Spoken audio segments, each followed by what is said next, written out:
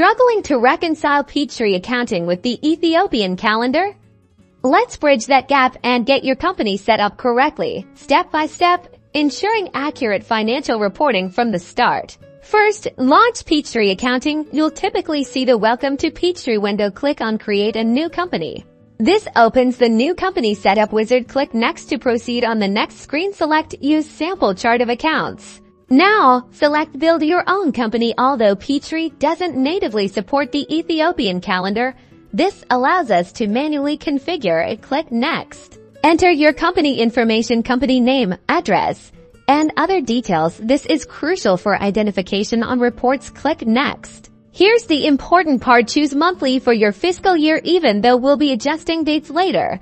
This provides a functional framework. Click Next. Now choose the number of accounting periods. Keep it at the standard 12 monthly periods and then select the first month of the year. Click Next. Review the company information you've entered. Ensure everything is accurate, especially the chart of accounts and accounting periods. If everything is correct, click Finish. Peachtree will now create your company file. Once complete, the main interface will appear. Now you'll need to customize the module to reflect Ethiopian calendar date ranges and reporting. Unfortunately, this is a manual process, which involves adjusting report date ranges and being mindful of data entry to align with the Ethiopian calendar. That's how you create a Peachtree company ready for Ethiopian calendar adjustments.